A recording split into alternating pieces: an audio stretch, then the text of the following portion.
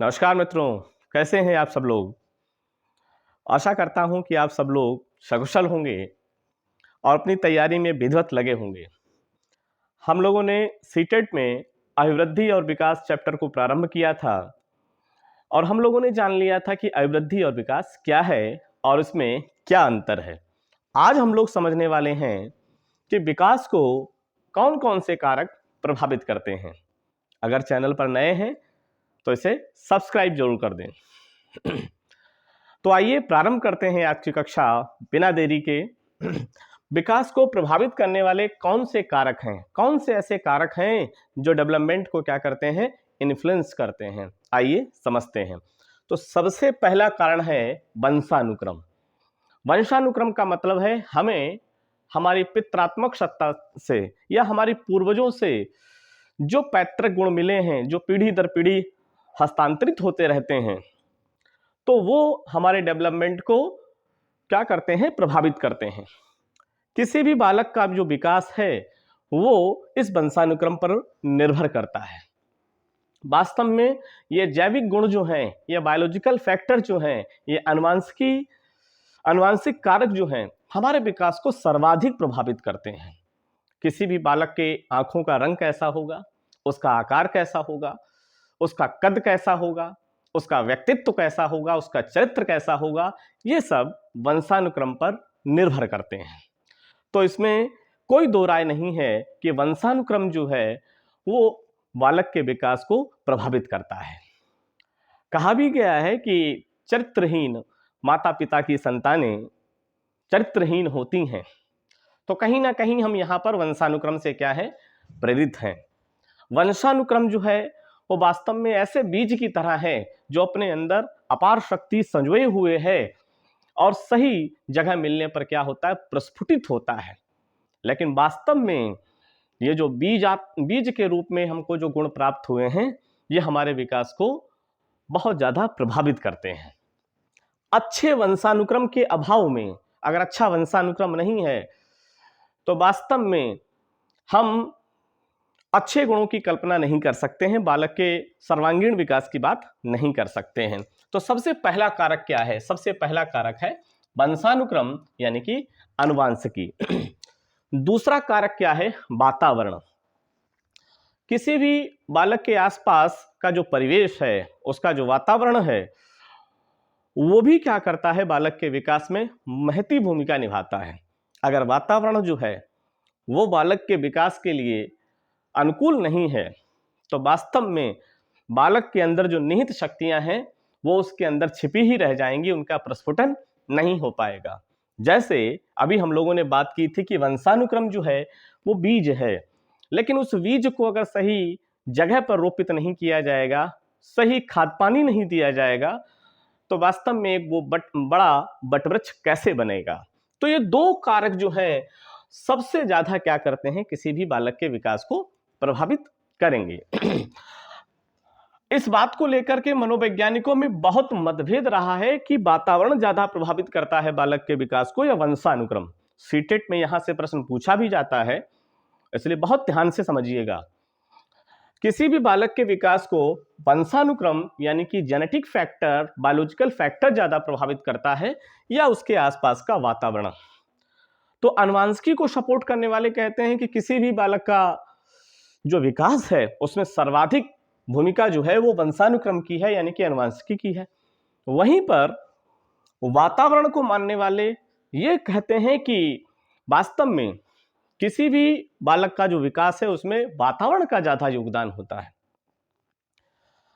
इन दोनों के बीच जो मतभेद की स्थिति है इसे कहा जाता है प्रकृति पोषण विवाद। याद रखिएगा, प्रकृति पोषण विवाद। क्या कहा जाता है? प्रकृति पोषण विवाद, नेचर नर्चर कन्फ्लिक्ट, प्रकृति पोषण विवाद। तो पहला प्रश्न तो यही याद रखिएगा कि प्रकृति पोषण विवाद क्या है, बालक के विकास में वंशानुक्रम का ज्यादा रोल है या एनवायरनमेंट का ज्यादा रोल है। यह विवाद प्रकृति पोषण विवाद कहलाता है। अब इसमें प्रकृति यानी कि नेचर क्या है, तो याद रखिएगा कि ये नेचर है आपका वंशानुक्रम या आनुवंशिकी। क्या है? जो आनुवंशिकी है वो हमारा जेनेटिक फैक्टर, बायोलॉजिकल फैक्टर, और पोषण यानी कि नर्चर क्या है आपका, तो नर्चर जो है आपका वो है आपका वातावरण। क्या है आपका, वातावरण। तो ये भी प्रश्न जो है कई बार पूछा गया है कि प्रकृति पोषण विवाद में पोषण क्या है और प्रकृति क्या है। उम्मीद है कि आप इसको समझ गए होंगे। तो ये दोनों फैक्टर जो है क्या करते हैं, किसी भी बालक के विकास को प्रभावित करते हैं। अब इसके बाद हम लोग बात करते हैं तीसरे फैक्टर की, इंटेलिजेंसी की, बुद्धि की। तमाम तरीके के शोध इस बात को बताते हैं कि जिन बालकों की बुद्धि जो है वो अच्छी होती है, प्रतिभावान जो बच्चे होते हैं, तो उनका जो शारीरिक और मानसिक विकास होता है वो जो औसत बुद्धि के जो बालक हैं उनकी अपेक्षा क्या होता है, ज्यादा अच्छा होता है। तो तमाम तरीके के रिसर्च इस बात को क्या करते हैं, प्रूव करते हैं कि जिनकी बुद्धि अच्छी होती है उनका शारीरिक और मानसिक विकास भी क्या होता है, अच्छा होता है। उनका संज्ञानात्मक विकास भी कहीं हद तक अच्छा पाया जाता है। तो बुद्धि भी क्या करती है, हमारे विकास को प्रभावित करती है। चौथा फैक्टर है आपका सेक्स यानी कि लिंग। तो बालकों का विकास और बालिकाओं का जो विकास है हम लोग जानते हैं अलग अलग तरीके से होता है। दोनों का जो विकास है वो एक जैसा नहीं है। अब दोनों का विकास एक जैसा नहीं है, इसका मतलब जो लिंग है वो भी क्या करता है, विकास को प्रभावित करता है। हम लोग देखते हैं कि जो बालिकाएं होती हैं वो मानसिक रूप से और सेक्सुअल रूप से अगर देखा जाए वो ज्यादा जल्दी मैच्योर हो जाती हैं।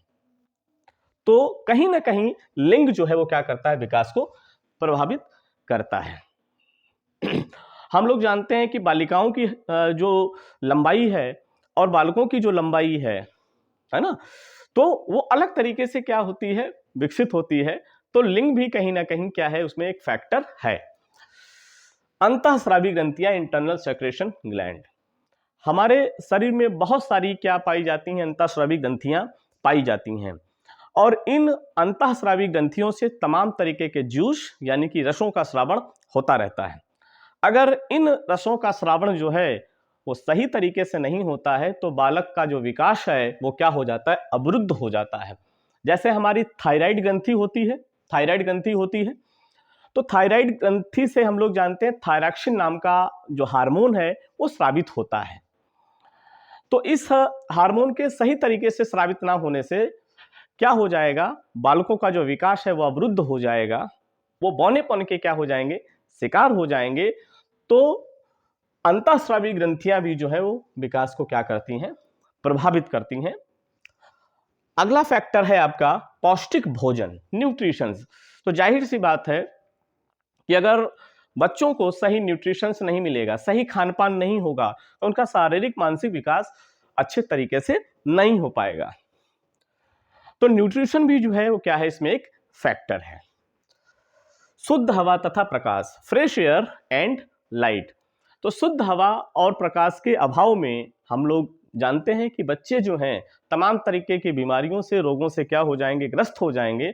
और तमाम तरीके की अगर बीमारियों से ग्रस्त हो जाएंगे तो उनका शारीरिक विकास और मानसिक विकास उस ढंग से नहीं हो पाएगा।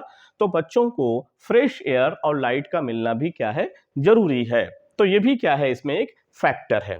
पारिवारिक परिस्थितियां यानी कि फैमिली स्टेटस, हमारा फैमिली स्टेटस क्या है, ये भी क्या करता है, हमारे डेवलपमेंट को प्रभावित करता है। हम कहां तक कहां तक हम प्रोग्रेस करेंगे, हम अपने जीवन में कितना आगे जाएंगे, कहीं ना कहीं हमारा फैमिली स्टेटस इस बात को क्या करता है, निर्धारित करता है। ग्रामीण पृष्ठभूमि के जो बालक हैं उनका शारीरिक विकास देखिए, और जो शहरी पृष्ठभूमि के जो बालक हैं उनका शारीरिक विकास देखिए, तो दोनों में आपको अपेक्षाकृत कुछ अंतर जरूर मिलेगा, क्योंकि उनके स्टेटस का क्या है, अंतर है।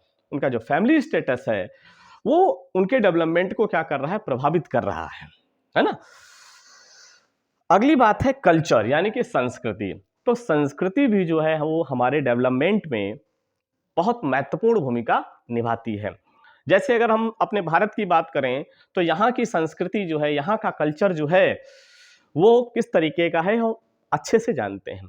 जबकि पश्चिम के देशों की बात करें तो वहाँ पर जो पाश्चात्य संस्कृति है तो वो हमको बहुत सारी चीज़ों को अलाउ करती है, जबकि हमारी भारतीय संस्कृति में उनको निषेध माना गया है, जिस वजह से हम उस हद तक जो है वो डेवलप नहीं कर पाते हैं।